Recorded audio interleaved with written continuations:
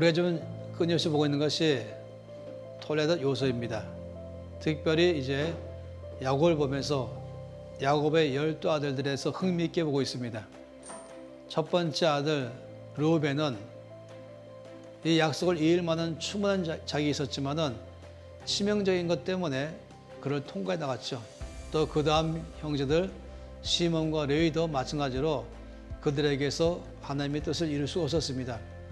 성경 말씀 보니까 누가 그러면은 이 약속을 이룰 수 있을까 말할 때 요셉을 특별하게 지목했습니다. 그리고 역대상 말씀 보면은 요셉을 장남으로 말씀했어요. 르우벤 대신에 요셉이 장남에 갖고 있는 모든 축복을 받게 된 것입니다. 또 요셉 아들 둘 중에서도 형 므낫세보다도 동생 에브라임에게 야곱은 더 큰 축복을 내렸습니다. 여러분 아시죠? 이 요셉이 자기 두 아들 데리고 아버지 야곱에 갔을 때 이 아버지 야곱은 손을 어긋내면서 오른손으로 동생 에브라임에게 왼손으로는 형 므낫세에게 축복했어요. 이 오른손이 항상 더 큰 권위가 있거든요. 그만큼 에브라임은 아주 축복을 받으면서 하나님의 약속이 야곱에서 요셉으로 또 요셉에게 에브라임에게 특별히 갖도록 됐던 것입니다. 그런데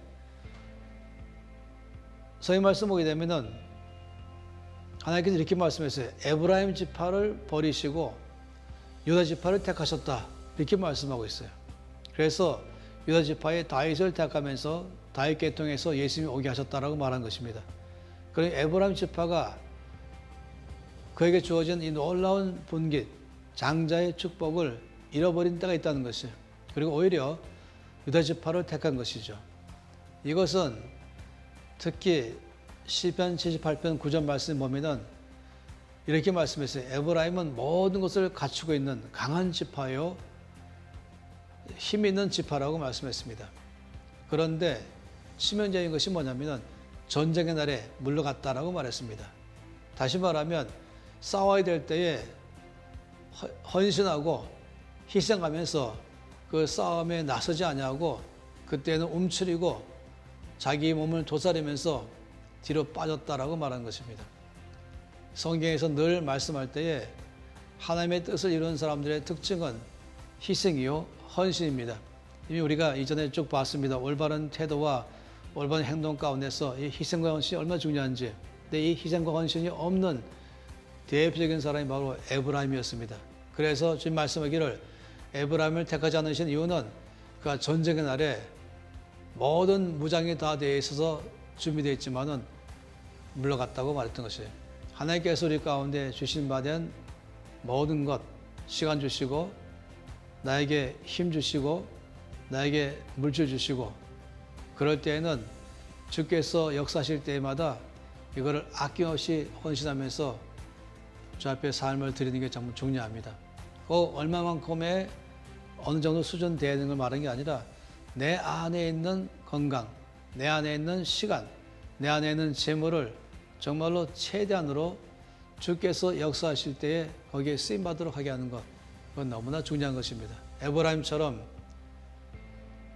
희생을 두려워하고 헌신을 두려워해서 머뭇거리면서 안일한 삶으로 이기적인 삶으로 뒤로 빠진다면 하나님의 약속이 이룰 수 없는 것이에요. 내 안에 이런 에브라임적 요소를 경계하고 제거하고 언제나 헌신과 희생적인 삶으로 살아갈 때 주님은 그런 사람 통해서 일하십니다.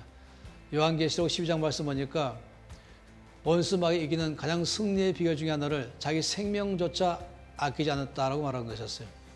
또 사사기 5장 말씀에 드보라가 전쟁에 승리한 다음에 승리의 원인을 말할 때도 이 희생하고 헌신하고 또 죽음까지 불사하면서 나섰던 사람들, 이런 사람들을 통해서 이 전쟁은 승리했다고 말하는 것입니다. 주께서 십자가에 죽으신 것도 바로 희생과 헌신의 클라이막스인 것이에요. 십자가는 우리 모두에게 생명을 주었습니다. 그것은 바로 희생을 말하고 헌신을 말합니다. 여러분에게 있는 시간, 이것을 주께 드리는 데 사용하세요. 여러분에 있는 건강과 힘, 이것을 주께서 역사하시는 주의 나라를 위해서 사용하세요. 여러분에 있는 재물, 많든 적든 상관없이 그걸 가지고 또 주님 나라를 위해서 사용하도록 하세요. 그러면 주님은 그런 사람을 통해서 그의 뜻을 이루게 될 것입니다.